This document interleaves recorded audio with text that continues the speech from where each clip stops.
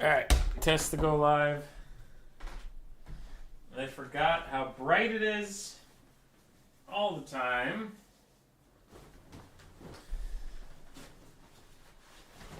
So we'll see how that goes.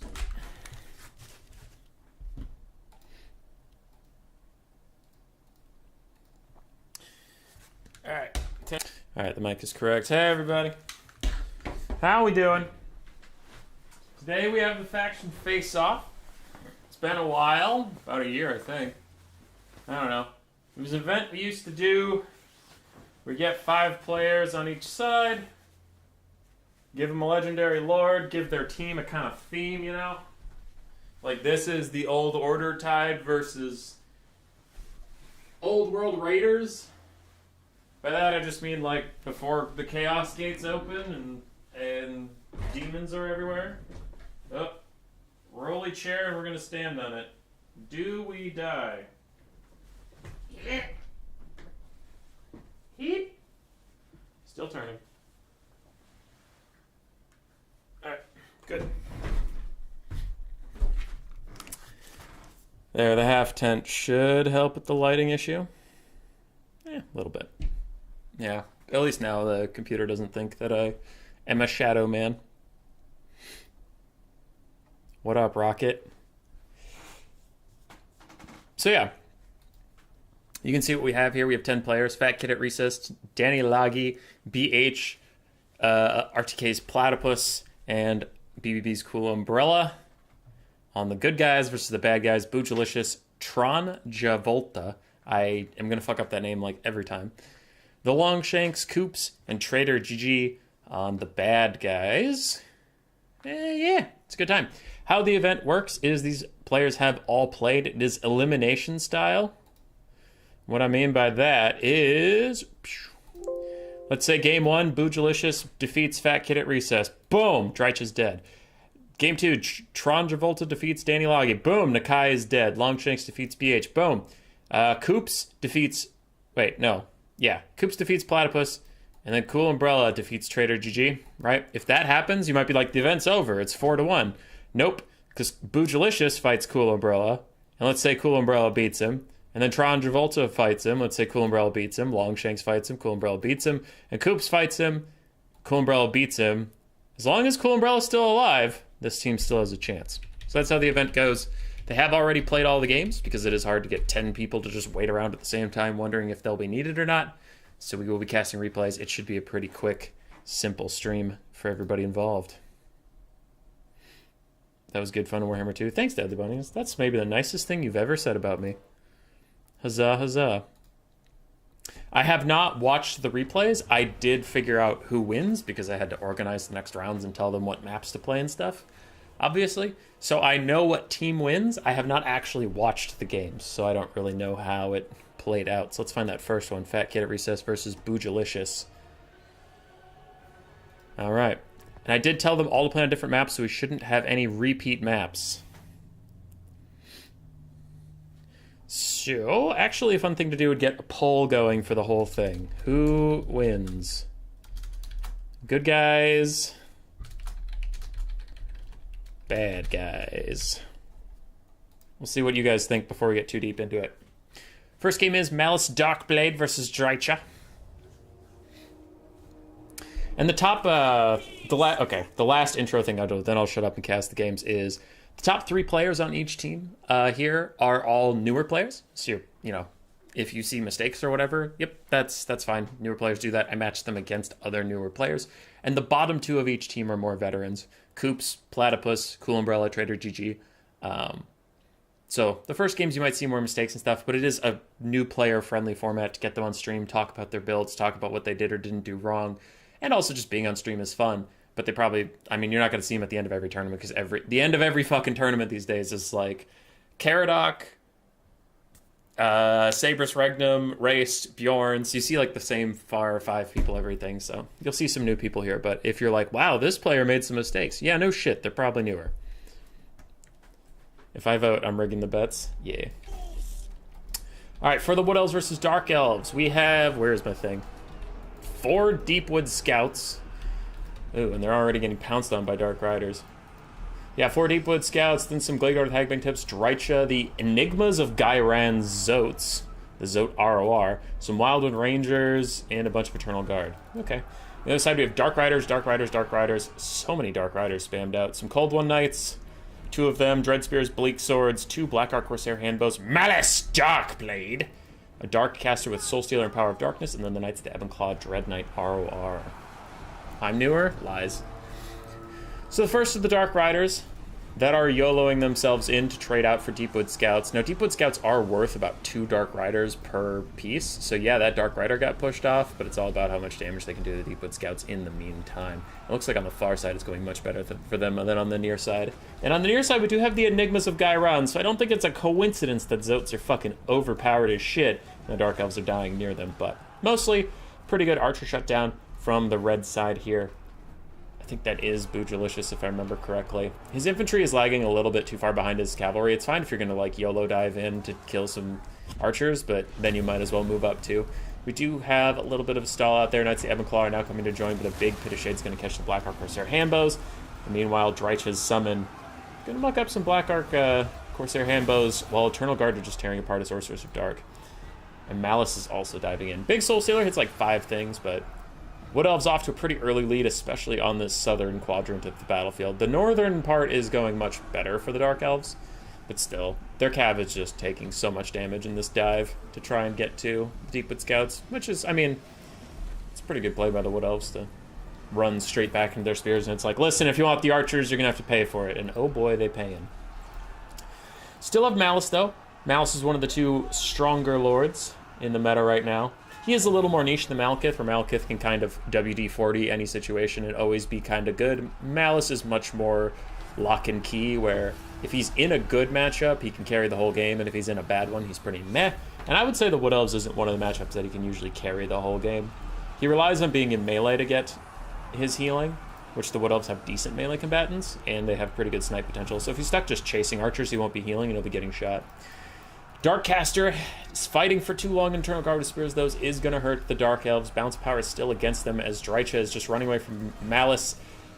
He can't seem to quite hit her, though. He's knocked her down twice or just pushed her around. Now he's running around in circles. Malice is somehow famously terrible at hitting foot characters. So he's just running alongside her. They're holding hands to the end of time. And meanwhile, the rest of the Dark Elf army is like, Malice, do something! Drycha throws down a Pit of Shades on some Bleak Swords, going to take them out. A little bit of friendly fire on these archers, and the archers are now turning to shoot at Malice, who has taken her into the trees. That'll protect him from some of the arrows, but it'll also give Drycha some buffs as a wood spirit. And he still knocks her down constantly. He has not hit her this entire time. It's kind of fucking tragic. Elsewhere, the Dark Elf infantry is actually doing quite well now that it's gotten involved. We did see that delay on the start of the game is hurting them, but the Cold One Dread Knights ROR is coming back to the fight. If they could get a rear charge on those Wildwood Rangers, that would do a lot of damage to a rather elite infantry. But oh, they're not running to charge. They're running away from the Enigmas of Gairan. The full health Zotes are just walking up like, what? What the fuck you gonna do about it? Nothing. And the Enigmas, the Knights of Claw are like, you're right. I'm not gonna do anything. I'm leaving. For the Wood Elves, they have a lot of spears left. Ooh, big Soul Stealer is going to hit 4 of those spears, and the Darkcaster comes back. Very nice. I'm actually just now processing that the Wood Elves have literally 0 cavalry. So they have nothing to chase anything off. They routed those Sorcerers of Dark, but, I mean, like, they can't finish her off. They can't follow her around. They just have no mobility. Okay. Malice can kill all of these spears. No real issue if it comes to a super light game situation. So he has to somehow, with his friends, kill the Enigmas, and he has to kill Drycha. Now, did he try to kill Drycha earlier? Yes. Did it work out for him? No, but it's just, I'm telling you what has to happen, not what's likely to happen. Hey, Lucinia, how you doing? Enigmas of Gairan continuing to fight. They did cast Flesh to Stone on themselves. They have another cast of it on cooldown, but that 60% physical resistance really helped them withstand this force. And now a Pit of Shades is coming in. Won't do that much damage to the Knights of the Ebb and Claw. Only a few of their models are actually going to hit by it, but damage is damage, especially taking out one of the last Dark Elf vestiges of power. Malice, realizing he doesn't have a ton of time left to get some stuff done, just tries to dive back onto Drycha. He's probably going to have to transform into Zarkans soon, otherwise army losses will hit. We have seen it before. If army losses hits, and you are still Malice. You cannot transform in time to become Dazarkan. So he's still pushing Drycha around, throws down the Demon's Curse. Blackheart Corsair handbows are trying to help out, push off these Wildwood Rangers. Malice still is not transformed. He has a good amount of health, so I understand that, but we're playing a risky game considering how low the bounce power is getting. Because again, he has to start the transformation before Army losses kicks, or it won't. He's not going to have enough time. So we'll see. Sorceress of Dark is running away from the Enigmas, which there is no more healing for them. They used their Bound Regrowth, and Drycha doesn't have any natural healing, so that's the health they get. Blackheart Corsairs push off the Wildwood Rangers. Zote's coming in. Drycha is still getting chased by Malice, still not taking any damage from the Dark Blade. And a big Soul Stealer. Actually, no, never mind. It's a pretty meh Soul Stealer, unless it hits the Enigmas for literally no reason. Okay, it didn't, so it just hit the Wild Rangers that were already routing. It's good healing for the Sorceress of Dark. Malice misses again on Drycha. And then he starts a very long attack animation that she already left for. The Horsecaster shows up and punts Drycha into Malice, then she bounces off, then she hits Malice and falls on the ground. She has not taken any damage in what feels like 55 years. Bleak Swords are back to support. Wood Elves are getting a bunch of arrows on the far side, but ooh, big mistake here. A million spears are running off to the wrong side of the map. Thankfully, the Wood Elves are in Ascension, but if the Wood Elves were losing, that would be the game-losing play. What was that? Power of Darkness. The Darkcaster is draining Malice Darkblade's health to try and give herself Winds of Magic because she knows he's going to transform soon. Anyway, though again, he has to do that. I can't stress enough. I'm very nervous now. Whenever I see Malice, I'm nervous that he's not going to transform in time and the game's just going to end. Drycha kicks the shit out of the Darkcaster. Blackheart Corsair handbows are leaving, and that is probably going to tip the bounce power over. He needs to transform right now. 3, 2, 1. Okay, I thought Army Loss was coming sooner, but still. I think he's going to lose if he doesn't transform. Nope, that's it. He starts... See, you could see it. He started the transformation, but it was after Army Loss is procced. So it has a channel time that's just too long. You have to predict it, unfortunately.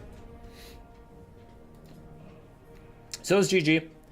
I think it was well played by both players overall. And since they are newer players, I will offer... if they want it. If they don't want it, they can just skip ahead. But I'll offer some feedback. I think Boojilicious technically played better. It was just Malice literally couldn't hit Drycha because of jank reasons. So I think overall he played better. The only thing of note in the early game was the infantry watching the Cav fight happen, and then when the Cav fight lost, then the infantry started moving up. Probably wanted to start moving them up as soon as you did the Cav dive. I don't think the Cav dive was a terrible idea. I think maybe it would have been safer to just move the infantry up and let them eat the shots and then the Cav dive happens, but that one's debatable, but I think it's undebatable that the infantry should have been moving the whole time. On the other side, for Fat Kid, I really liked his Zote play. I thought his spears, it seemed like all of his micro was on Drycha, his Zotes, and his archers, and his spears kind of went AFK for a lot of the game. So just kind of giving them more orders, getting them to move around, that sort of thing, but we'll play by both players. Overall, we'll pull up the Photoshop. Eat Malice Darkblade. Close Warhammer 2 that I accidentally clicked on.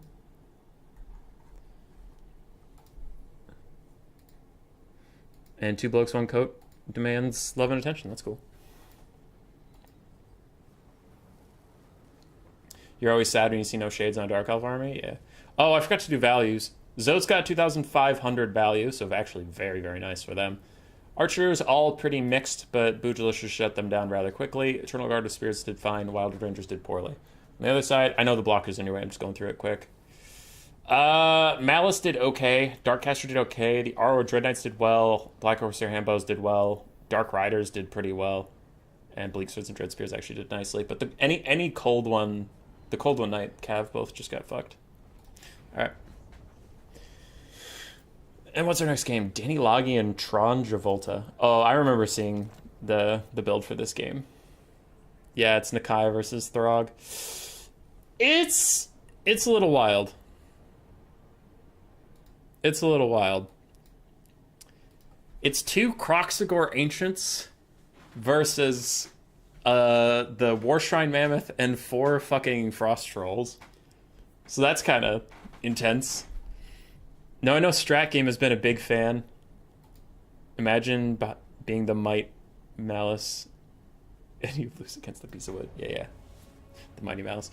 I know Trolls have been coming back into the meta, but they do need more infantry support than this. I think Tron Travolta was just living his best life out there. 4 Ice Trolls, 2 Marauder Great Weapons, a Familiar Balefiend of Shadows with Pit of Shades, and the Withering. Oh, minus armor and leadership, okay. Skinwolf Werekin, Throg the Troll King, Mammoth with a War Shrine that can give everybody leadership. Ooh, actually giving leadership to the trolls is pretty great. And then physical resistance, but has to get a bunch of kills first. Other than that, we do have 2 Marauder Horsemen.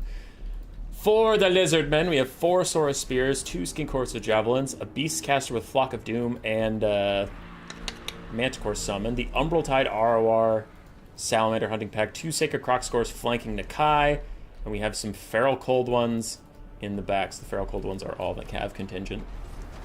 Alright, it's a battle of the monsters. Who will win, Trolls or Croxagores? And one of the Trolls is going to get a little bit too far ahead of its support. Other Trolls dropping attack orders as the blob fight has been engaged. But Throg is trying to snipe out this Beastcaster while he is just taking an absolute beating from the Salamander hunting packs. Quick Flock of Doom cast, trying to get the Winds of Magic out quickly as it realizes that maybe this Skink Priest isn't going to last very long, as Feral Mammoth is also beating him up. Feral Mammoth accidentally getting in the way of Throg, but stopping the Lord Snipe attempt for a couple volleys. Good for you, Feral Mammoth.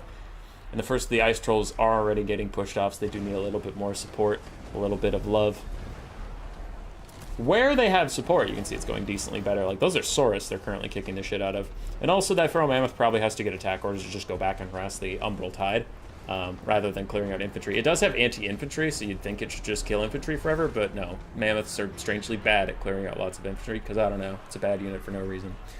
Marauder Horsemen just kiting around a bunch of Feral Cold Ones, but it also means they're not here for the fight. Pretty inconsequential. It's only 1,000 gold worth of stuff all the way over there. Skinwolf Werekin, Feral Mammoth, still chasing the caster, going for the caster snipe while Throg tries to support his other trolls. But again, these Salamander hunting packs are just being completely left alone. They're firing again. They're doing so much damage to Throg and the other trolls. Big Pit of Shades is coming in from Norsca. It's going to hit some Saurus, going to hit some Sacred Crocswords, do decent damage there. That looks like it was undercasted, so it didn't do that much. Throg throws down the Wintertooth Crown to keep himself and his trolls in the fight. Oh god, he needs to back off and heal for a little bit. The Salamanders are still just shooting him in the face as this War Mammoth continues to try and dive this Skink Priest. And Mammoths might suck. Just maybe. Mammoths are fucking terrible as it continues to miss the little skink that could. And Throg has gone down. Without his leadership, the trolls will rout even faster. The bounce power shifts pretty significantly against Norsca. Finally, the Mammoth hits and takes the Skink down to actually routing. But the Salamanders have had their day. They've had their fill. They fired about 2/3 of their ammunition, and they're now firing onto the big butt of the War Mammoth. Now, it does have 95 armor. I'm sure that'll protect it a whole bunch versus all those fireballs. It actually is doing all right. It's not really taking a whole lot of damage from them.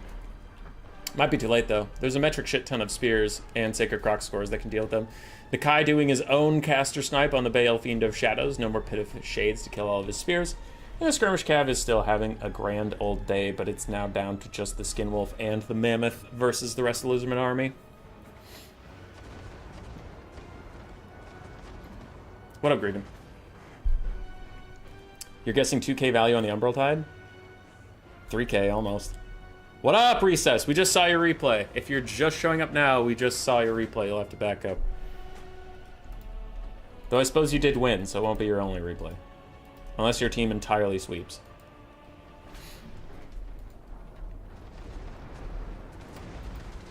Sacred Crocswords now get a surround on the Mammoth as the Umbral-Tide continues to hammer it, and there are spears nearby. He will rout, and without him, the army is lost. So 2 games in a row, we saw foot characters being the bane of the bad guy's existence. The bad guys are like, foot character must kill. And the foot character gives him a big old middle finger, just throws 2 of those bad boys up there, and it takes a lot of a very expensive centerpiece's time to try and kill a single foot character.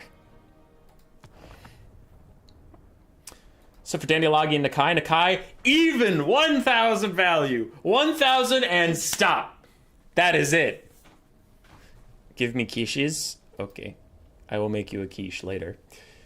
Sacred Crocscores got about half their value. Half if 3,300 on the Umbral-Tide. Saurus Spears, they did okay for what they had to do, but they did get slapped by trolls. Except for ones that weren't supported. But the 2 that were fighting Marauders and Trolls lost pretty bad. Skinkhorse Javelins did fine. That's it for the Lizardman build. Tron Travolta. Throg got shot a lot. Feral Mammoth wandered around, tried to get hits, could not. Skin of Wirkin also wandered around. The Ice Trolls were Chad, but they needed more infantry support, and the Mammoth. The Mammoth was also a good meme, but there's a reason that they're bad. What did Nakai do that battle? He fought 2 different groups of Frost Trolls, and then he sniped out the Famir caster. That was all he did.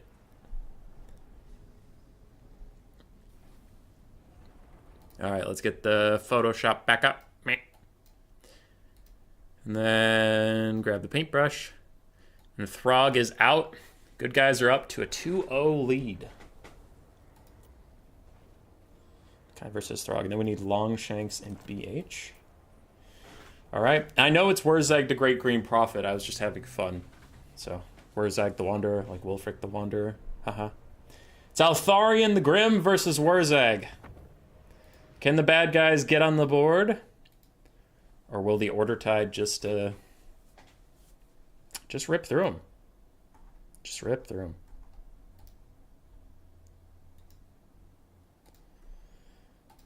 Alright, I have a very, very long message from Umaiz. I will read that later.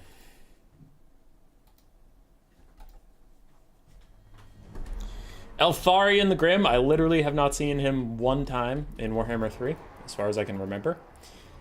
For the Greenskins, we do have Wurzag. Wurzag, the Great Green Prophet, the dancing man himself, putting on his dancing shoes. He is not on a pig today. We have Fists of Gork, Brainburster, and Here We Go, plus his net with Effigy of the Git. Goblin Big Boss. They need stabbing. That's it, though he is on his wolf. Crimson Killers, Black Orcs. We have Orc Boys, Orc Boys, Orc Boys. Looks like 4 basic squig herds, a front line of goblins, 1 Boar Boy, and it's the Broken Tusk Mob ROR. We do have the Warlords Boys. Whoa, the Warlords Boys. Night Goblin ROR, but not the Spinning Loons one, the Armor Sundering one. Interesting. And then we have the Hammer of Gork. A very popular artillery piece among the Greenskins, even if I personally think it might secretly be bad. This is a Jeremy tier joke. I'll get there.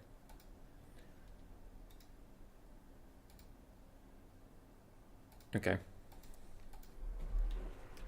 Isn't mine... Is eine Katze in meiner Lederhosen? There's not a cat in your pants, no. Your stats for relay plays to be all from the same team, so green team and red teams are always the same. Sometimes, I guarantee you, sometimes the loser sent me a replay. Because sometimes both of them sent me the replay, and then I would take it from the loser. But yes, Rocket, you have a good point. Alright. On the high elf side, we have Eltharion the Grim, with just Apotheosis for a spell, and then his Fang Sword. He also has a Metals Caster with Plague of Rust in the Trees, a front line of Rangers and Spearmen, White Lions of Krace, Spearmen, White Lions of Krace, then a whole bunch of Archers, all of which with light armor, interesting, and more Light Lions, more Spearmen, and then 4 Lyran Reavers? Nope, just 3. 3 Lyran Reavers. So it's a lot of infantry from the High Elves. Infantry and Archers, with some minimal cav presence. Eltharion currently getting attacked by a little goblin that could. He does not have They Need Stabbing on him yet, so this could get even worse for him. And I think that's an Here We Go coming down from the Greenskins. Holy shit, that's an Here We Go. Goblins with 72 melee attack. Squigs with 78. His little goblin friend, 92. So yeah, Eltharion needs to get the fuck out of here, and he will, though he did take about a third and change of his health bar. He has Apotheosis, though, so he can heal up. Archers firing in, they'll do really, really good versus the Squigs. Okay against the Archers. Bronze shields won't help them that much, but they are pretty cheap. I would probably focus down the Squigs, get rid of those little armor-piercing bastards while you still can. Brainbuster hits the White Lions, but it's mostly for the army ability as usual. Brainbuster itself is an okay spell, but it's not really there for the damage. It's just to keep popping cheap buffs. The Crimson Killers are vibing and surviving. A Wah comes out, again giving goblins higher than 50 melee attack. That allows them to get through the High Elves. Rather high melee defense when they have Martial Prowess active. We do have 3 units clumped up on the same spot here. That will want to be remedied. Otherwise, you could get some pretty punishing spells coming that way. Eltharion dives the Hammer of Gork, but this does leave him open to They Need Stabbing. Big Goblin Big Boss plus the Crimson Killer is going to push him away. Though he actually got a pretty good dive on the Hammer of Gork there. All right, Eltharion, good for you. Archers for the High Elves are being completely uncontested right now. Whoa, there's more Boar Boys. Where the hell did they come from? Okay, there's 2 more Orc Boar Boy Biggins than I thought. That could be a problem, because the High Elves definitely don't have enough cav to deal with this. There's 3 Boar Boy Biggins on the field, and they have 3 Illyrian Reavers. That's just basic maths, that's not going to go well. Plague of Rust plus an Eltharion dive onto Wurzag in the middle of the Broken Tusk Mob. Broken Tusk Mob don't give a shit. They're saying, you deal with it, boss, we're out of here. And they wander on past. Looks like they're going for the Archers or the Caster. Other board boys are onto the Archers too, so I think, yeah, the Greenskins overall just went, you know what, we should go kill some Archers. Never mind, let's save Wurzag from Eltharion. The board boy Biggins are just kind of getting spread out. They're attacking everybody at the same time. Frontline fight is mixed. The High Elves have had a bit of a clumping issue on the south side. On the north side, where they're more spread out, it looks like the battle is trading about even. Sometimes they're losing, sometimes they're winning. On the south side, they're overall winning, but it's not super convincing. Wurzag is feeling the pain. He's feeling the burn a little bit. He doesn't want any more beef with that Archmage of Metal. 38 melee attack from her is actually going to do pretty okay versus him. Archer's trying to support Eltharion, but the Crimson Killers and Broken Tusk Mob and Goblin Big Boss all attacking him. He is taking a shit ton of damage, and Apotheosis can't fix that. At least not in short order. Borbo Biggins, their 26 melee attack actually leaving them slightly vulnerable to Illyrian Reavers, who have 32 melee attack and 38 melee defense. Still, they will win due to their armor values and such, but they're taking quite a bit of damage on the backfield. More Illyrian Reavers and Archers are trying to just peel off that last one. High Elves holding firm for now, but we will see how long that lasts. Plague of Rust hits the Warlord boys, bringing them down to 0 armor. Wow, that Mage of Metal just really fucking hates the Warlords boys, I guess. Archer's now in a bit of a pickle.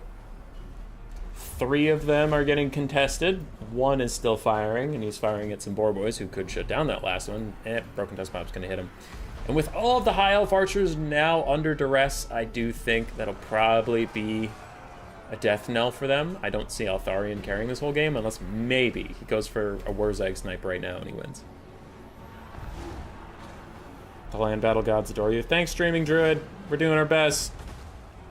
It's funny how big, muscly, 8-foot-tall orcs are man melee. Alright. Eltharion's trying to dive onto Wurzag with a very janky flying animation, but he hits the charge, so you know what? It doesn't matter the journey as long as you reach the destination. And he is going for it. White Lions have even joined him, and there is actually a good amount of High Elf infantry still on the field. It's just their Archers and their Cav are in complete disarray, but we have White Lions to support, you know? We have, oh shit, there's a full health Crimson Killer. Never mind, you won't have infantry for very long. There's nothing here that can stop the Crimson Killers. Nothing. Another Plague of Rust hitting Wurzag, though no one's actually attacking him right now, so I don't think that armor is going to matter too much. Hammer of Gork is shut down yet again by Eltharion. And the High Elf Archers, I mean, they have managed to, like, squeak by and barely keep firing somehow. But I don't imagine that'll last long, as we have Orc Boys just walking straight at him. Cleave is out. Yeah, run, little elves, run.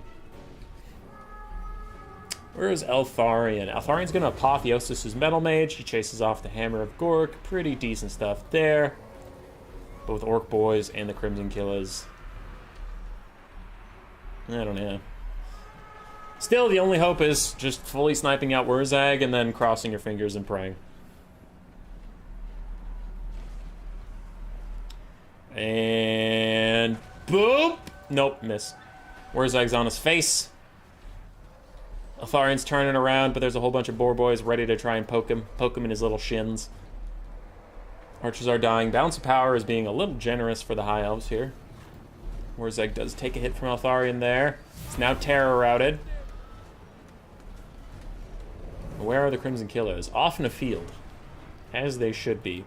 Apotheosis giving Eltharion probably his last heal. I don't know if that'll actually heal cap him, but still. It's going to get pretty close to heal capping him. Goblin Big Boss plus Wurzag plus Goblins plus Boar Boy Biggins trying to snipe out the Metal Caster, but Eltharion comes back in. He hits Wurzag in the face. He's going to swing again. He's going to swing again. And he whiffs straight on past. But man, Wurzag's leadership is holding, which surprises me a bit. There we go. That's more like the Wurzag I knew. With Wurzag routing, we had a double Goblin Terror route. Archmage of Metal diving straight in. The Crimson Killers are back. They're coming back from their fantasy trip through the meadows, through the springs. Another heal onto Eltharion. That one will hook up him for sure. This Goblin Big Boss is trying to stop him. Keep him off Big Biscuit Wurzag.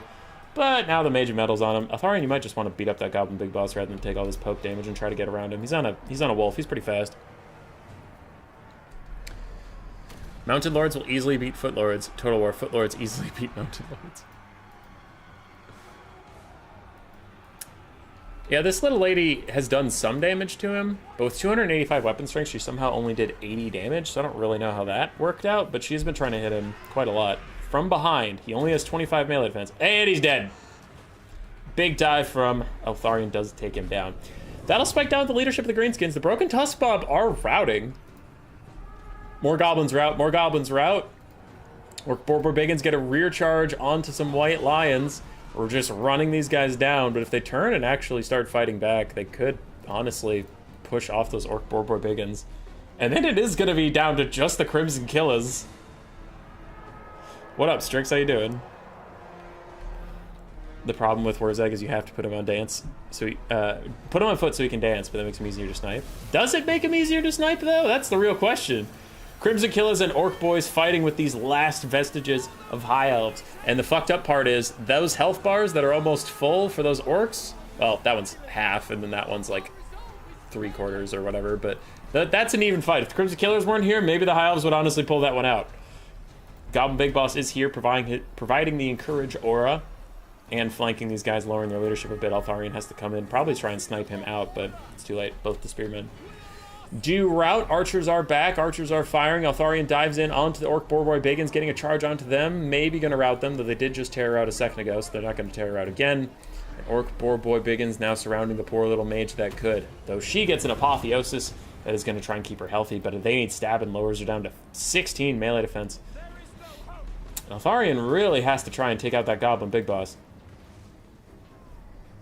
Routs off the Broken Tusk Mob.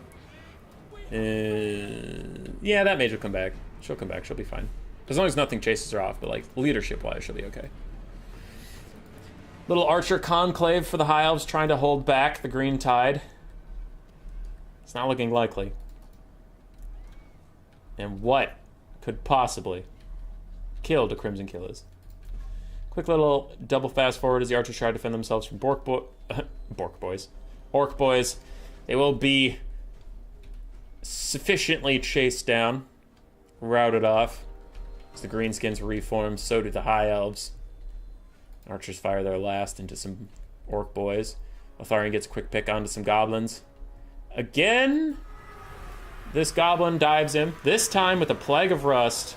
Eltharion is going to turn and just kick this little guy's ass, but he has a wah pop, so they're doing a lot of damage to each other. Both are going to hit like every time they swing.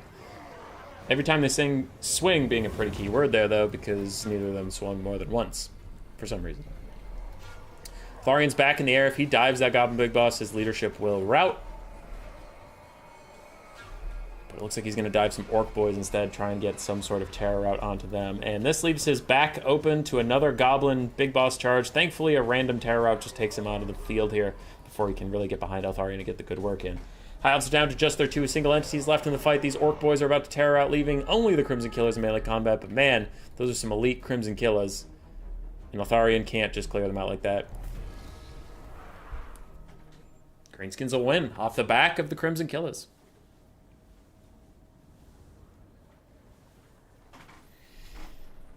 Borg Boys. Where's like 1,000 value? 2,300 on this Goblin. Yeah. My criticism for the High Elves would be, I don't know why this Goblin was ignored so much. Like, there were so many instances where Eltharion was fighting infantry and he got rear charged by this guy, or he was trying to get to Wurzag and this guy got between him and he tried to go around taking like 3 more attacks rather than just dealing with him. He really needed to just stop for a second, kill the Goblin, and move on. He probably still would have lost the game because the Crimson Killers were so healthy, but like that one thing is pretty significant. So that like 700 gold dude got 2,300 value. Hammer Gork did okay. Borbor-Biggins did their jobs, and they did it well. The Warlords Boys, Crimson Killers did okay. Orc Boys did fine. Squigs did well. And Goblins did very nicely. For Eltharion, he actually did try to do his part. 1,600 value for him. He also heal-capped himself with Apotheosis. 500 for the Metal Caster. White Lions did fine. Rangers struggled a little bit, as they tend to. I usually prefer Spearmen for defensive, and if you're going offensive, might as well just avoid Rangers. I don't know why. Rangers disappoint me and they suck. And I went to sitting, so now I have to adjust that. Alarian Reavers did okay. Spearmen did fine. And Archers did well. It's very GG.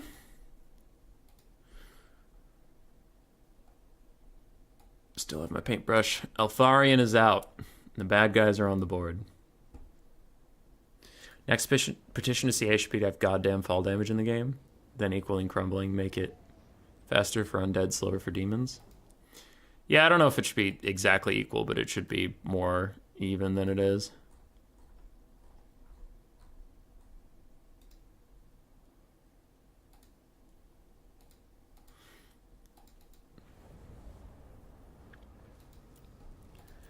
All right, what's the next thing? Platypus and coops.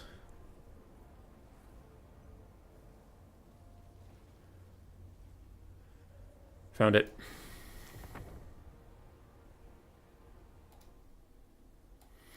King Lewin Lanker versus Scrag the Slaughterer. Isn't Wurzag the dancing git? Yeah. Ending the poll now before we get too far into it. And you guys seem to think the good guys will win. Coops with Scrag? Because Scrag was what was picked for the event.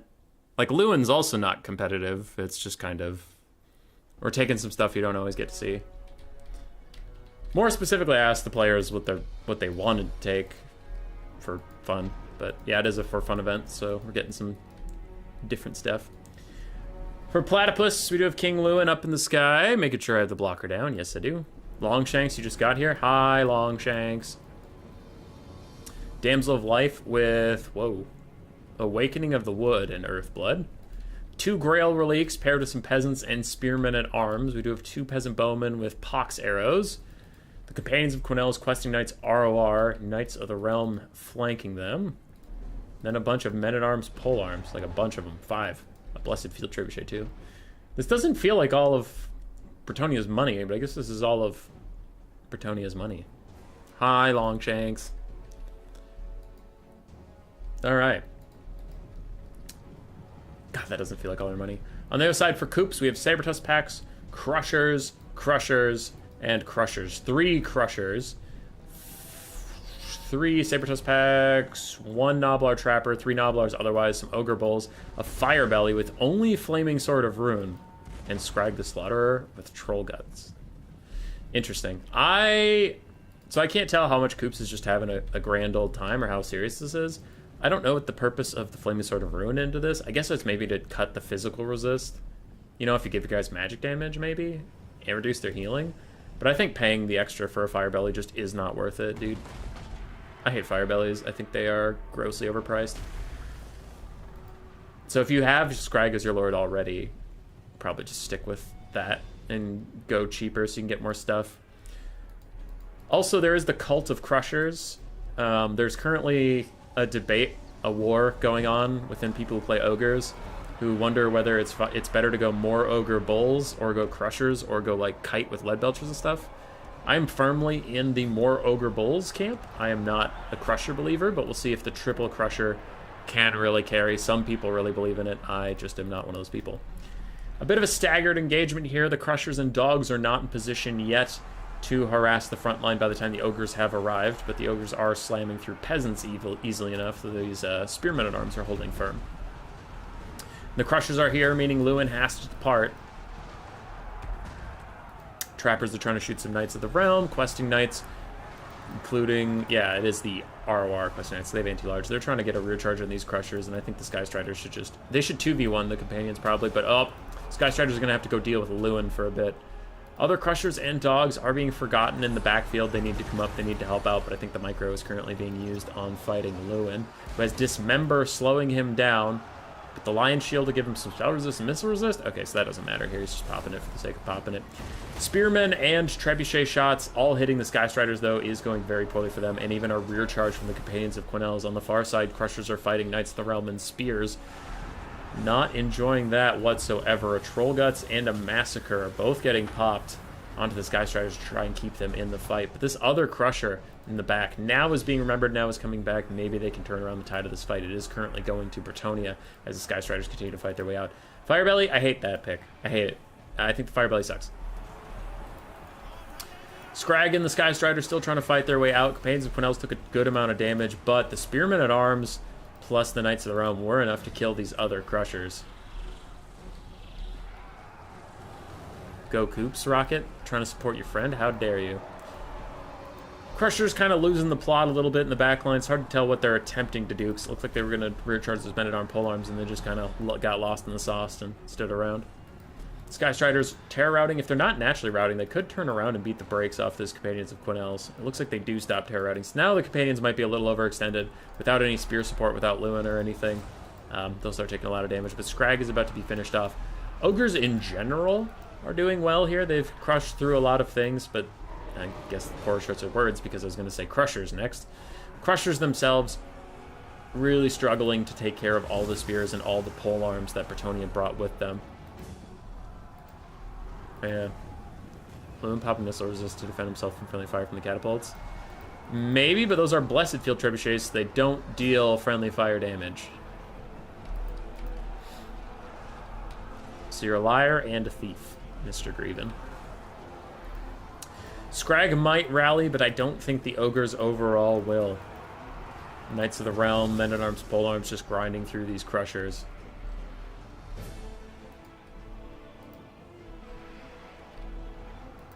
Maybe if you had the Firebelly to bring Burning Head, I would have maybe supported that, but I think just saving the time. And of course, I'm in the cult of more Ogre Bulls, so I'm going to say more Ogre Bulls. I would have cut one of the Crushers. Brought 2 Crushers, that's fine, and then just get a shit ton of Ogre Bulls. Because, like, even Ogre Bulls trade really up into Cavalry, because they're Monstrous Infantry. Monstrous Infantry normally is what you use to fight Cavalry. So I think the Crushers are overkill in the Cav fight, and then they're especially susceptible to spears. Or, like, Ogres are also susceptible to spears, but if you have more Ogres per spear, that's okay. I don't know. Resident Crusher hater. Human Boy, yes, hates Crushers. Media is shocked. Slow news day. Front page article. Human Boy shits on Crushers even more. Burn. Now, Crushers, one thing I will give them is on being a low leadership roster, they themselves are pseudo-unbreakable. Like, they'll usually fight to the last man, which you would hope for them being, like, what are they, 1,600, 1,900 gold, somewhere in there. So, they'll hold on. They're trying to protect Scrag right now. They're also fighting the Companions of Quinel's, who are just hanging in there and vibing. And Lewin's almost heal capped. Big shots coming in from the Crushers. This is what they excel at. They love surrounding a big target and just beating the piss out of it. Lewin's already down to half HP, including his heal cap. But the Treb support, and some Knights, and some Companions of Quinel's. I think Lewin is going to survive this. Army loss is even hitting for the Ogres. And the Polemen. The Men-at-Arms with Polearms. Hanging in there. Companions of Quinel's 2,400 value. Knights of the Realm both paying for themselves with gusto. Even the Trebuchet paying for itself against Ogres, which actually does surprise me. Men-at-Arms, Polearms doing very well. Archers, didn't get that much value, but I guess they were just poisoning stuff. Spearmen at Arms did fine. Peasant Mobs and Grail Reliques were just there for some support. Scrag threw out some Troll Guts, did some supporting as Scrag do. Though Coops was taken up for Fun Lord for fun, so it's not like, wow, Scrag sucked. That's strange. It's like, yeah, we all know Scrag sucks. He's just doing it for the memes. Doing it for the Vine. Firecaster I did not like. I'm a salty spittoon. Because that's another... That's not like you can't take Crushers and a Firebelly, because clearly you just did. But that's another debate within the Ogre playing community, is I'm in the camp that I think Firebelly sucks, and there are some people that, like Flying Taco, says that a Tyrant plus a Firebelly is actually a really good combination. I've tried it. I have watched it. Both felt terrible. So no, Flying Taco, you're wrong. You're wrong. Slaughtermaster of Blank is the only way to go, because both Beasts and the Great Maw are good in different scenarios, but the Firebelly just sucks. He's too expensive, and the Lord you have to get to have him is also too expensive. I refuse to see reason on this. Crushers did well. 2 of them paid for themselves, actually, and 1 mostly didn't, but yeah. They got good value out. Just makes your army a little thin. GG.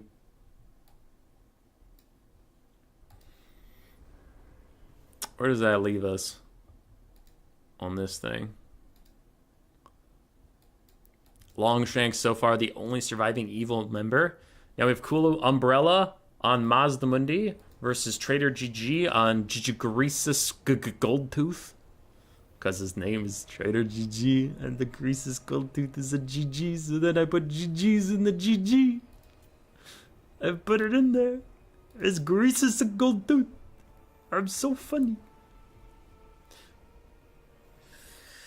Oh my god, how do I even stand being this funny?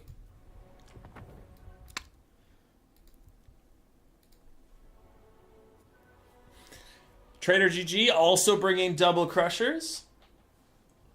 Greasus Goldtooth and... It says Greasus is his lord, he needs a caster in his hero slot. So we'll see what it is. It looks like it's a Great Maw caster. Probably Troll Guts. If you have 2 crushers, you want healing for them but without relying strictly on Butcher. Yo, dog, heard you like G's. It's true. I do like G's. Alright. For the Ogres, we have a Butcher of the Great Maw with Bone Crusher and Troll Guts. How does this work? Haven't the good guys already won? No. So I did explain that very briefly at the start, but in case you weren't here at the start, just like real quick, it's an elimination. So let's say Trader GG loses on Greasus Goldtooth right now.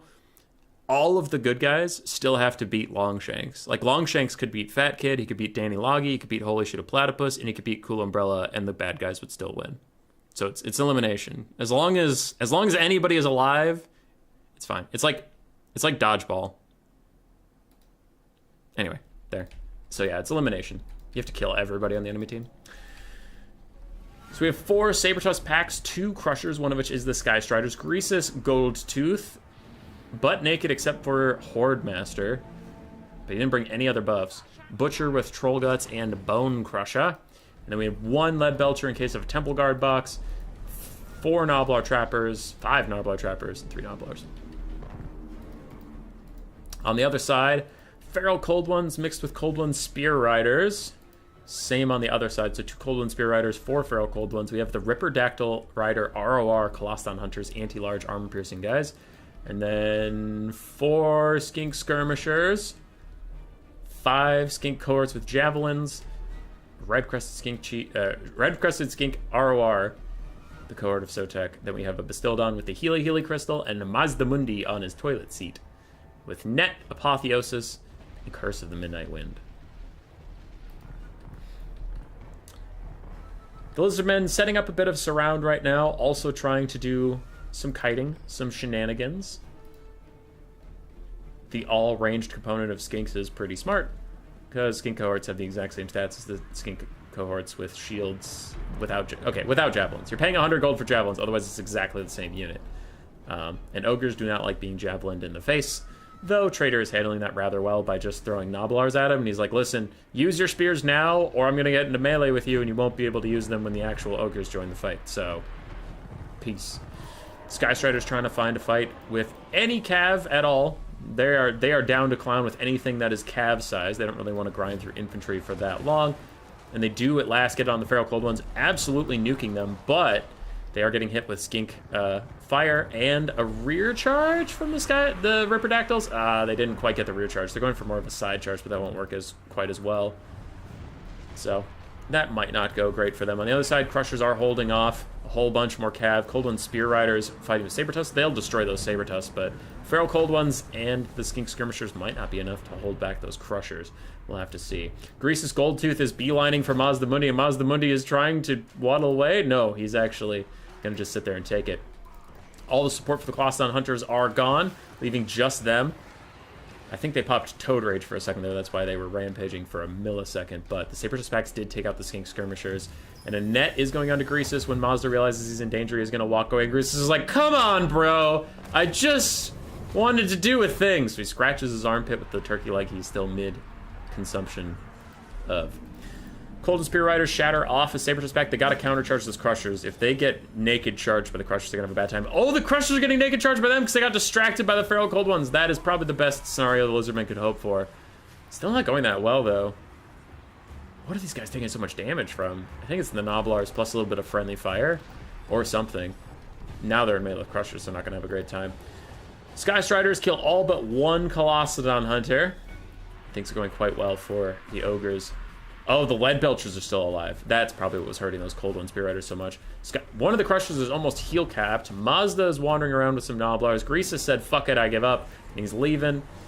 Revivification Crystal is here. I don't know if he's thrown out any heals this game so far. He has thrown out one somewhere. But, yeah. Curse the Midnight Wind from Mazda Mundi. Trying to lower all these guys' stats down to the dirt so his Revive Crystal can get away. But it's looking tough. I mean, we have two healthy Crushers left alive. And Greasus. Of course, there's always Greasus. Bring people back like Dodgeball, too? If you get... that'd be funny. If you got 2 wins in a row, you get to pick someone on your team to bring back. Anyway. Quick net. I like that little net for Mazdamun to be able to get away. But so far, it's looking tough for the Lizardmen. These Skink Skirmishers, while they are a neat idea, and I guess they are paying for themselves because they're only 400 gold, it feels like they don't really have the DPS necessary. I think some of the cav engagements had the right tools. I liked Cool Umbrella's build. There was like slight missed executions, like the Ripperdactyls getting a side charge rather than a rear charge, or things of that nature. Cold One Spear Riders fighting Sabertooth packs, and which they won, but then the Sky Striders just murdered all their Feral Cold Ones. Yeah. Greasus is too slow. He is, but he does get into a fight with this Bastildon. He's going to kick its ass. So Greasus is doing that. That's fun. Lead Belcher's still full HP. Lots of ammunition left to give, and these Crushers are just kind of puppy guarding them at the moment. And Greasus is getting the battle he wanted. Fighting a helpless wild animal that's surrounded by his most elite soldiers. And I bet he feels good. I bet he feels good about himself too, because he's a piece of shit. Just beating up on a poor trapped animal. You're a monster! You're a monster, Greasus Goldtooth. Crushers dive in to add even more insult to injury as the Bastildon with the Revive Crystal did die. I don't think the Lizard's got anything left. Greasus 200 gold. 500. Lead Belchers now start shooting at the big man on his toilet seat. Get some blood spurts. And that'll be army losses.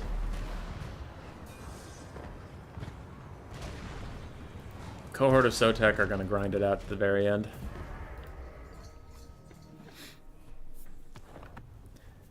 Ogres! 500 for Greasus Goldtooth, 300 for the Healing Caster, almost 3,000 for the Sky Striders, 1,800 for the other Crushers, only 600 for the Lead Belchers, but they were there for Temple Guard, and there were no Temple Guards, so happens.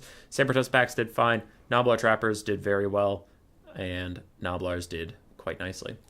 The other side for Cool Umbrella, Mazda Support Lord did what he could, Ripperdactyls did alright. Cold and Spear Riders did not quite pay for themselves, Feral Cold Ones also struggled.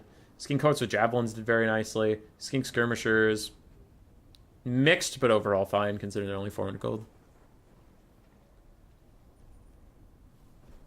You think you saw the Skinks get healing? Oh. Could be. Could be.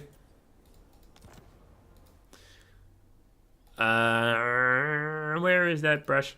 Boom. So now we're entering round 2.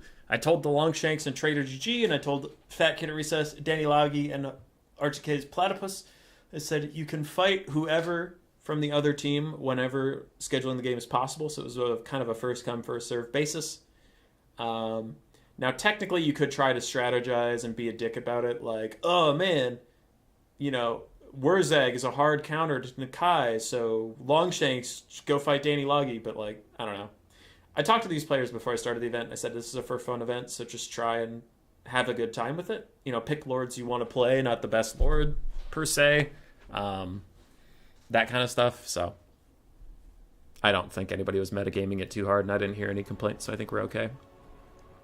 The next replay I got, in no particular order, it's just the order I got them.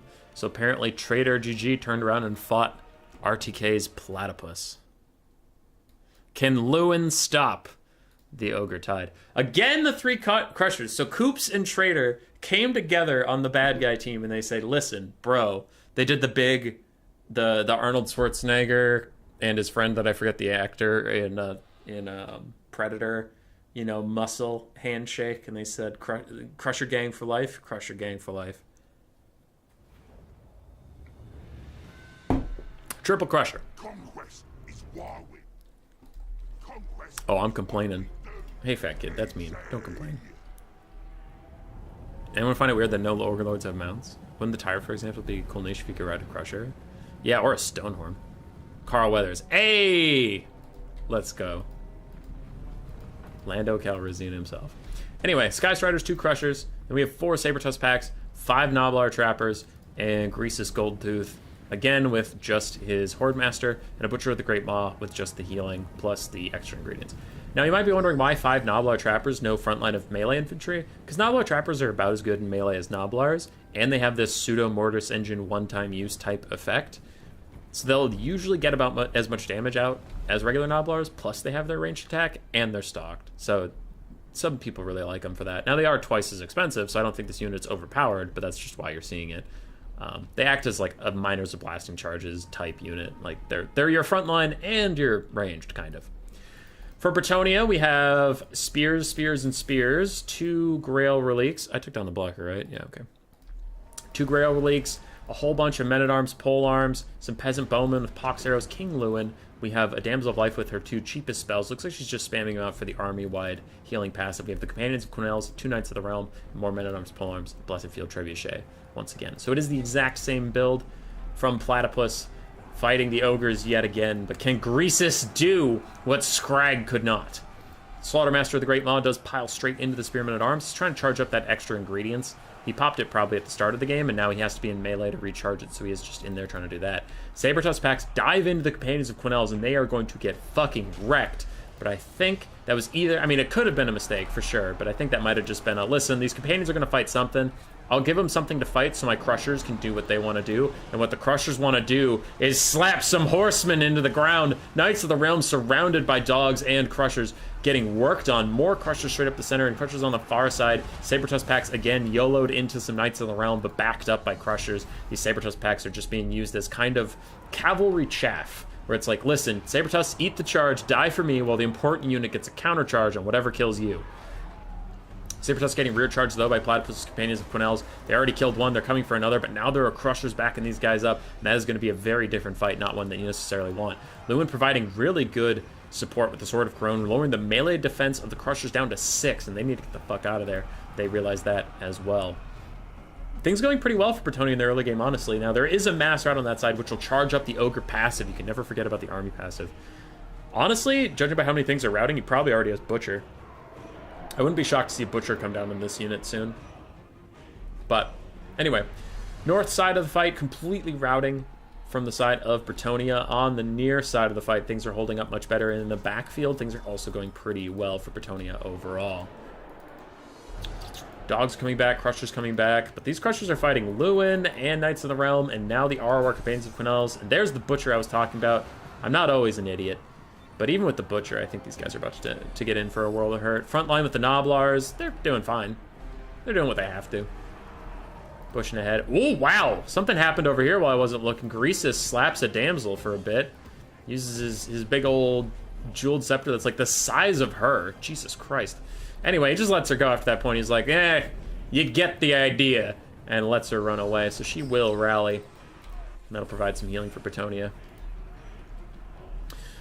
The Crushers on the near side plus Saber-Tusk packs are routed off, and then another Crusher is now the target of Lewin's ire. They are surrounded by halberds. They are getting attacked by Knights of the Realm.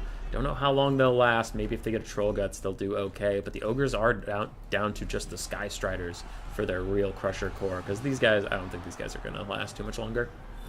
TBH. Bretonnia throwing out some Awakenings of the Wood, again, just to spam the army-wide slow heal. And these halberds and spears are trying to grind through Noblars. It takes a long time, though, and a rear charge from Crushers will really make them think twice about that. Even with the Grail Reliques nearby, their leadership can't hold up to a rear charge from giant rhinoceros things. Or can it? One leadership, that is plenty. Nope, it is not. All of a sudden they break. I lied. Lewin lands, but he's in the middle. He's with Greasus. Greasus is a way better duelist than him, and he decides, you know what, that was a whoopsie, my bad, and he fucks off. Troll Guts healing up the wounded Crushers. And the Sky Striders are still full HP. On the far side, Bretonnia's Damsel hangs in there as some Knights of the Realm dive to her aid, and with her encourage aura, they stay in the fight. The Saber-Tusk packs are actually going to get routed off, saving the mage and killing a pretty key unit for the Ogres to chase off stuff, because now that they aren't getting chased off, the Spearmen are coming back, Peasant Mobs are coming back, all that good stuff. Lewin pops the Lion's Shield to try and stay active. He throws down the Sword of Corona as a middle finger on the way out, lowering the melee defense of some Crushers, but doesn't stick with them. It follows him. Oh, okay. So that's not as effective, because I thought he was helping out these Crushers against the Paintings of Quenelles and such. Knights of the Realm plus Ancient Wrath of the... What the fuck is that spell called? Awakening of the Wood. Dealing decent damage to the Noble Trappers. Again, trying to just spam out that healing. A lot of the Bretonnian balance of power, which is currently going up, is based on Lewin's extremely healthy health bar. Though Lewin is a support lord, he's not exactly a carry, so he needs things alive to do his bidding. And those Companions of Quenelles are going to need some Earthbloods or something. They have 19 models, which is decent. They just need a lot more health put into them. Knights of the Realm trying to get a side charge. 1 leadership, 2 leadership. Can they hang on long enough to get the charge off at least? Noblars are starting to rout. Noblars are starting to terror out. Even Crushers are terror routing, leaving just the Sky Striders, who are almost heal capped. And Greasus Goldtooth, who's actually been getting worked on as well. But here is the big pick. This is the problem of fighting Ogres, is if you ever fuck up, if you ever stay for just too long, you can get completely surrounded. It's literally like the whole thing about the faction is you can get surrounded, and when you do, there is no leaving. Lewin can't move. He can't get out of here, and he just needs to be bailed out by sheer force of numbers. Halberds are piling in. Cavalry's piling in. Archers are firing. Everything is just trying to punish this blob. Say, get off of Lewin, please God. The Crushers aren't taking a lot of damage. Greasus is, so is his Slaughtermaster friend. And the Companions of Quenelles charge back in. Still not a lot of health on them. They are taking pretty big blows to the face. 15 models, they used to have 19, so they lost 4 since we last checked into them. Lewin did make it out. Lewin is alive. Bounce of Power still slightly favors Bretonnia. Saber-Tusk packs come out of left field and shut down those poison archers. That really helps out, because getting shot by arrows lowers your leadership. And then the Saber-Tusk shatter for no reason. Anyway. Getting hit by arrows lowers your leadership, and getting poison lowers your melee stats, so really big play there. Big Earthblood from the Bretonnians. A blob has formed, a blob of peasants, a blob of spears, a blob of ITP leadership from the Grail Reliques, and Lewin's even going to dive back in as more Crushers return, and the Sky Striders return, and more Crushers. I saw them rally over here, but it looks like they shattered in the late game anyway. So there are 2 Crushers left. The Companions of Quenelles, 0 leadership, barely clinging to life, but they are going to get going now. Greasus Goldtooth and the last of his 3 Crushers over there, chilling. So the Butcher has almost routed. Lewin is just ducking and diving and dodging and not landing because he's a fucking biscuit for some reason. And the pole arms are all starting to break. There's only in the fight. 2 Grail Reliques is just making the number of flags look more impressive than it is. One of the Grail Reliques gets smacked in the face by Greasus. He's trying to take out these stupid flags, and it looks like he will, but Crusher's diving back in for Lewin. Big Sword of Corone hits everything in the blob, reducing the Sky Striders down to 14 melee defense, and they're fighting halberds. These guys can get ground down actually pretty quickly. There's no more healing for them, really, because they're so close to the healing cap. Another big Earthblood trying to keep everybody up, and a Troll Guts is going for Greasus instead, because he can actually get healed by the whole thing. The Butcher is trying to just opt out of the fight. He doesn't want any more of this nonsense. He just wants to become a support lord. And the Companions of Quenelles are rear charging these last 2 Crushers in this model. -1 leadership. They break yet again down to 1 model, but the Companions will get side charged by the Butcher or the Great Mon. That'll actually probably break them. Greasus and the Sky Striders are teaming up on Lewin. They're doing a lot of damage to him. His heal cap's within sight, but he's fighting back on Lewin. The Sky Striders fucking terror out, leaving Greasus all on his own. Greasus is healing up. He's like, I'm still good. I'm good to drive. I'm totally fine. And the Nobblar Trappers rout out the last of the halberds. There's no more halberd support. The Damsel of Life is awful close to an angry Greasus Goldtooth, but Lewin's charging back in. The Sky Striders are here. The Sky Striders are here to help. They have 800 HP. Greasus takes a big hit. Lewin takes a bigger one. And Greasus says, get off my lawn, you damn kids. Hits him in the side of the face. The Nobblar Trappers are still firing in. Oh, the last little blob fight has happened. Lewin straight up fucking dies. And without him, the balance of power shifts ever into the favor of the Ogre Kingdoms. Knights of the Realm are going to break and shatter. Damsel's going to break and shatter. And the Ogres win it all. Greasus a better duelist than Lewin? Yeah, Lewin's a terrible duelist.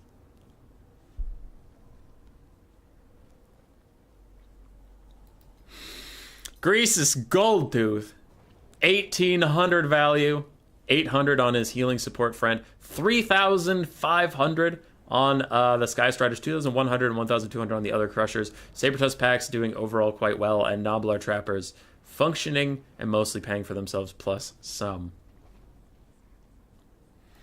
The other side for Platypus, King Lewin, he didn't get a lot of value, but he is like a support lord. Like his Swords of Corone casts over the blobs of Crushers and stuff really help these polearms get their value out. So Lewin's value is deceiving. He actually did really well this game. His value is just not going to show it because it's not what he does. Damsel of Life also did very well. Companion of Quails, 2,500 value, 700 and 400 on the Knights of the Realm, so they did have a tougher game than they did last time. The artillery piece, again, just did what it did. It forced the Ogres to come into you. Pox Arrow Archers did fine. Polemen doing amazingly with all the supports and all the buffs and all the healing they got, plus the Girl Leaks to keep them in the fight. And then the basic peasants really struggled, but yeah.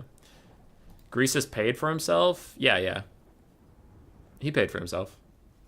I think just taking Horde Master, Greasus is actually cheaper than that, so for once he actually outperformed himself. It was a great game. It was a great game. So King Lewin is out. The next game I received. Oh, this looks fucking great. All right. If y'all are tired of seeing Triple Crusher, we got the replay for you. Because I promise Wurzag played another game. I promise that. But we do have the next one in the order. Did also come from Trader. So Danny Loggy and Akai the Wanderer trying their hand at stopping Greasus Goldtooth. But it's triple Lead Belcher time and only one Crusher.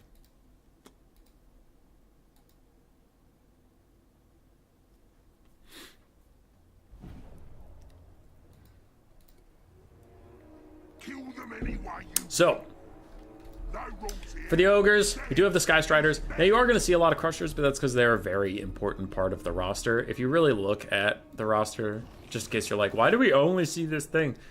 All three of these Mournfang Cav underperform terribly all the time. So your only heavy Cav that can stop you from getting abused by single entities are Crushers. So that's why you see so many Crushers. They're kind of like Empire Knights for the Empire, where you're almost always going to see them. Otherwise, if the enemy has like a single big dinosaur and you don't have Crushers, it can go wherever it wants to. It can snipe out Greasus, it can snipe out your casters. So you need at least one to protect you from dragons, to protect you from phoenixes, to protect you from dread saurians. Anyway, you do have the Sky Strider Crushers, ROR, 3 Lead Belchers, 4 Ogre Bulls, 2 Sabertusk packs, 5 Noblar Trappers, Greasus Goldtooth, and a Butcher of the Great Maw with just Troll Guts. How's Dodgeball going? It's going good, Manuel. Hope you're doing well. On the other side, for the Lizardmen of Danny Loggy, we have Skinks that are getting blasted by Lead Belchers, 4 Skink Skirmishers, 2 Feral Cold Ones, 2 Cold One Spear Riders, Nakai the Wanderer of Healing Crystal, a Beastcaster with Curse of Honor here, and Panzer Petrol Pelt, and a motherfucking Dread Saurian here to see who's the biggest of the big. But that also means he might get biggest of the big shot right in the face. We're gonna see. But he is here, and he's big. Lead Belchers murdering these poor Skinks, and they end up just hitting the road. They're going to get the hell out of here. A countercharge by Cav in the distance will do very well against the Ogre Bulls and Sabertusks. And unlike the previous time we saw Lizardmen versus Ogres, there aren't Crusher superiority for the flanks. So, the Cold One Spear Riders and the Feral Cold One should actually body these Sabertusk packs and secure the Lizardmen a pretty good tactical advantage. The Dread Saurian is going to want to be careful when getting near these Sky Striders at all, but also these triple Lead Belchers need to be taken care of. And that's what these Cold One Spear Riders need to do. They won the flanks, but they need to leverage that advantage and swing around and they need to shut down the Lead Belchers to let the Dreadsaurian cook for a little bit, let him do his good work. Looks like these Cold One Spear Riders were caught up in the Sky Striders, though getting in a fight with Nakai and the Cold One Spear Riders and a Dreadsaurian, these Crushers might have a really, really bad time. But it is all in the cavalry of Danny Loggy. Can they get into the backfield? Can they stop these Lead Belchers that are just tearing apart the poor Dreadsaurian? Does not look like it. Looks like they get caught up on some Noblar Trappers, and they're going to retreat to try and preserve their own health. But that, unfortunately, I think is a mistake. Not using your cavalry advantage to stop the ranged assets of the other team just means the Dreadsaurian is getting his ass handed to him right now.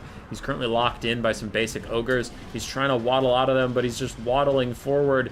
He's getting healed up by the Refutation Crystal, but he's getting shot by 2 Lead Belchers. He just let the poor man fight something. Oh my god. The Ogres even use an army ability to slow him. They slow him even further, down to 24 speed. Noblar Trappers are shooting at him too. The poor guy, the poor thing is just getting shot to pieces. My boy. A Troll Guts onto the Sky Striders is trying to heal them back up. Cold One Spear Riders and stuff are rallying in the distance, so are some Feral Cold Ones, so are some Skink Skirmishers, but they are all just leaving the Dreadsaurian to his poor fate. He has physical resistance for Panzer Penetrable Pelt. He has Cold-Blooded to keep him in the fight, keep him from Rampage, and keeps leadership up. He just wants to find somewhere to go.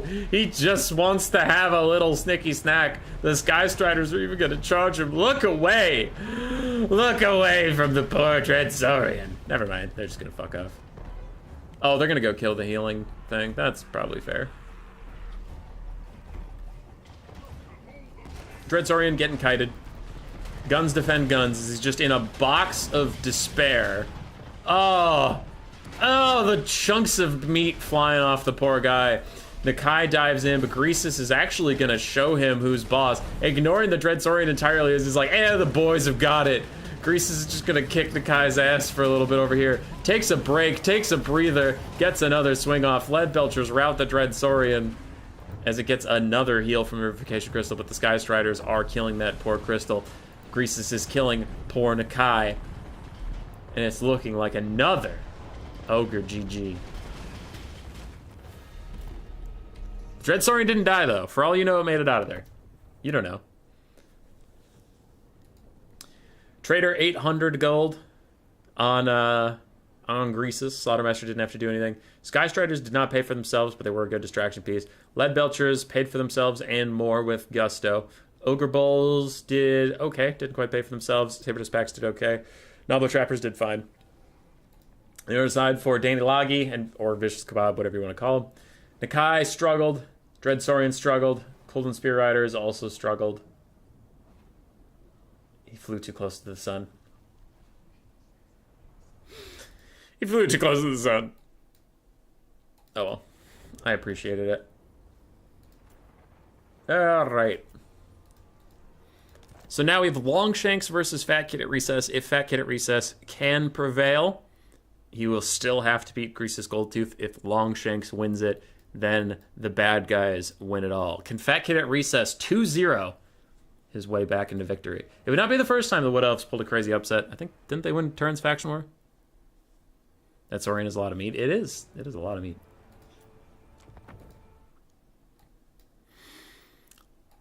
Longshanks Wurzag versus Fat Kid at Recesses. What else? We have a tree and archer build. Dryads, tree kin, and then 5 360-degree shooting archers with Dry Chair to support them. For Longshanks, looks like triple Stone Troll, 2 Boar Boy Biggins, including the ROR, 4 Squigs, 5 Goblins, 2 Nasty Skulkers, 2 Spider Riders, Wurzag, and a Goblin Big Boss. Wurzag is again on foot because he is dancing. We have Here We Go, the plus 40 melee attack, plus the physical work and Brain Burster.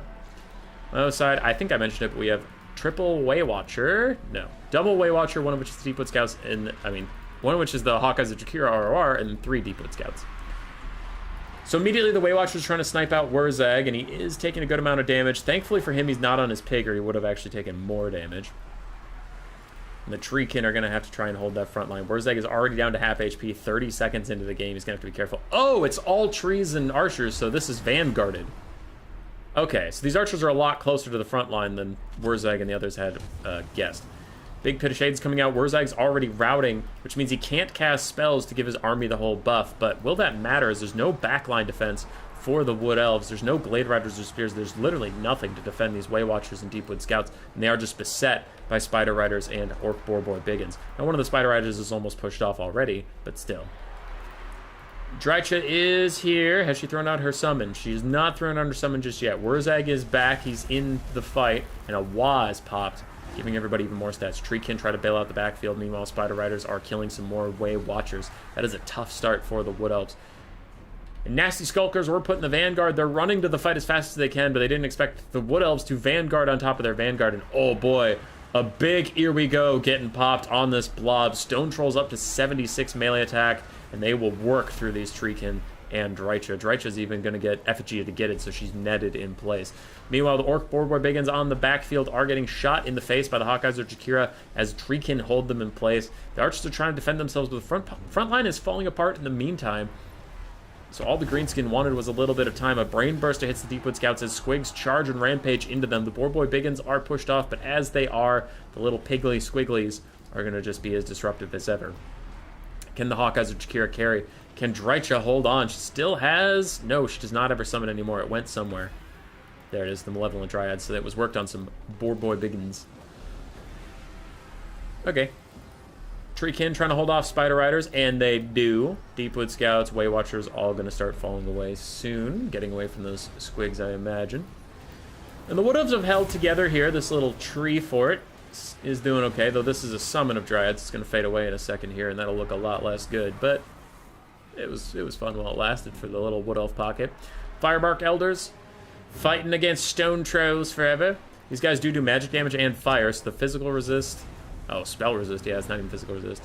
Plus for weakness to fire. Stone Trolls actually aren't having a good time with that at all. Big Pit of Shades from Drycha is going to friendly fire some of her own Dryads, but it'll kill 2 Goblins and some Squigs in the meantime. I think they're okay with that. Archers in the backfield trying to defend themselves, but it's just so chaotic. There's so many green bodies all over the place, and the Nasty Skulkers have now joined the fight. They're trying to catch some Way Watchers in the distance. Bounce Power's about dead even. Wurzag is dancing. Wurzag's having the time of his life. Trying to brain burst some Deepwood Scouts, but it's not really working out for him. How else are we doing? More Dryads joining the fight. Actually could be a big moment for the Wood Elves in this corner. As they rout the Goblins, that'll leave the Stone Trolls isolated. And if they rout the Stone Trolls, these guys are pretty healthy. If you can walk them off the map, that's a pretty good win for you. Treekin in the backfield, still holding infinitely. And the Hawkeyes or Jakira, very healthy, but not a lot of ammunition. Currently trying to bail Drycha out by just shooting some Stone Trolls in the face. And oh boy, it's working. Oh boy, it's working. Stone Trolls are going to get peeled off immediately because the Hawkeyes have a Discourage aura on shooting things. Ooh. Getting a little worried for the Greenskins. They're down on the balance of power. As this pocket entirely collapses, the backfield is collapsing a little bit. Wherever Drycha is, these guys are falling apart. Wurzag's currently getting murdered by some Treekin, and Deepwood Scouts are even trying to snipe him out. Squigs and Goblins coming back, and the Goblin Big Boss trying to go take the fight to Drycha. I don't think you can outrun the Goblin Big Boss. Oh, okay, you weren't trying to outrun him. You were just trying to buy some time so your archers could do archer things. Oh, God, that hurt a lot. Okay, owie. Deepwood Scouts still trying to snipe Wurzag, though they do get Effigy to get it to hold them in place while Squig Herd dives in. Greenskins trying to find some space to rally as the little Squigs just punch some Wood Elves in the face. Treekin are knocking over Wurzag. They're not doing a whole lot of damage. The Hawkeyes of Jakira plus these other Deepwood Scouts are alive in the backfield trying to snipe out the Goblin Big Boss. Nasty Skulkers get in range. Nasty Skulkers are gone once again. And there's a Way Watcher in the distance with a ton of ammunition. Wood Elves are up on the balance of power, and I would tend to agree. Wurzag throws down a get back here just to stay in the fight. A Stone Troll's countercharge is going to be okay. And a Pit of Shades from Drycha is actually going to do as much friendly fire on the Dryads as it does on killing those Goblins, though might be mostly for the Stone Trolls to get routed yet again. More Stone Trolls returning. Firebark Elders holding their own, still fighting. And we have an Archer pocket that, for maybe the first time in the entire game, for once feels a little secure back here. Hawkeyes of Jakira are out of ammunition. That is a critical loss, though. Without their discouraged ammunition, the Trolls might hold quite a bit longer. Deepwood Scouts with a good amount of ammunition getting run down by Boar Biggins. These Deepwood Scouts that have a ton of ammo but not a lot of models do get routed off by another Brain Burst. The balance of power is back to the middle, maybe slightly Greenskin favored. I don't know who to support at this point. I don't know what's going on ever. Deepwood Scouts getting eaten alive by the Broken Tusks mob is a huge loss for the Wood Elves. And the Stone Trolls are back. Their leadership's all of a sudden looking really good. Yeah, without that -16 discouraged aura from, not aura, but effect from the Hawkeyes or Takira shooting stuff, all of a sudden the Greenskins are looking a lot tankier. Drycha's trying to fight it out. She has 80 melee attack and 470 weapon strength because of how low she is. She should probably just turn and fight the Goblin Big Boss. We've seen this many games in a row now, but just ignoring the Goblin Big Boss does not tend to work out for the people doing it. Treekin with 36 melee attack because they're next to Drycha, who's helping them out. Please, Drycha, just fight him! Please just fight him! Don't keep letting him just charge you from behind and get the they need stab and buff off. Just, like, please, turn around and fight. He's trying to fight these Stone Trolls too, but they have Fists of Gork giving them a ton of melee stats. They're doing well there. Treekin holding on. Greenskins have officially rallied in every direction. Way Watchers are pushed off. There's no more archers. It is just Drycha and her little Treekin. She throws out one more Pit of Shades as a final fuck you to everybody around. Maybe without the goblins, maybe she and her Treekin can hold on, but it's not looking likely.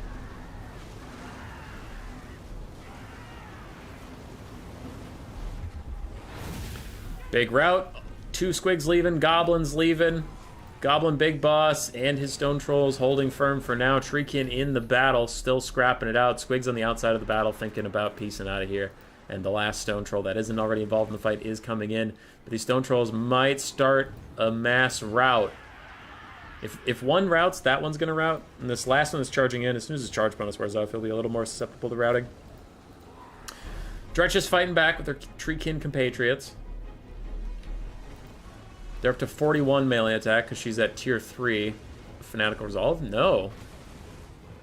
She's not at tier 3 yet. She's only at tier 2. She could have one more charge of it. Because there's Fanatical Resolve part 3. Goblins routing yet again. Still the Stone Trolls are barely clinging to life. And as long as they do, they'll keep regenning. They'll keep getting buffed up. Get back here. Leadership buff even... Ooh. It really cements their place in this fight, and all of a sudden Army Loss is going to hit, take out the Wood Elves. The Long Shanks. 750 on Wurzag, 1,100, 1,200, and then about 800 on 3 Stone Trolls, so they did well. Borbo Biggins did what they had to. Spider Riders did well. Squigs did actually quite nicely. Goblins did okay. Nasty Skulkers got mostly Shrek'd, but they were just annoying. For Fat Kid at Recess, 1,400 on Drycha. Way Watchers, Deepwood Scouts, mixed value. The Hawkeyes did great. One of the Deepwood Scouts did great. 2 of them struggled, and one of the Way Watchers struggled because they just got dove by a whole bunch of cav right away. Treekin did very well holding down the front line. Dryads also did their part. It was a GG. There was a GG.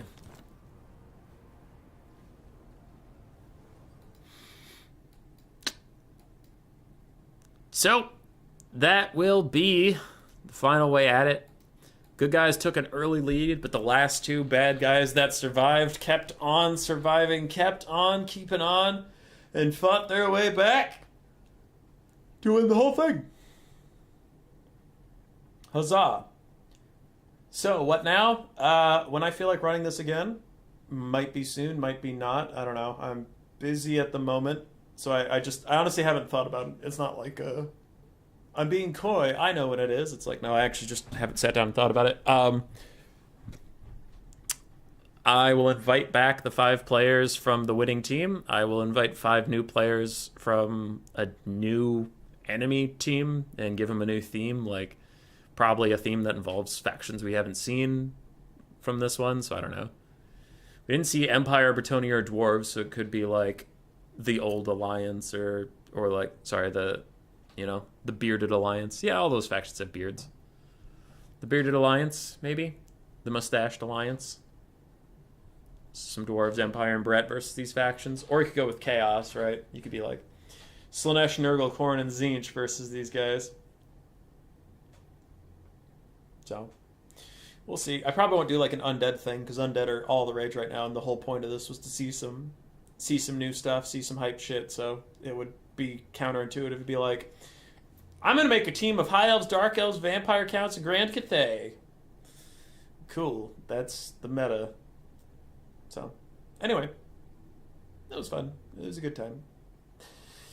I'm leaving now, so goodbye, everybody.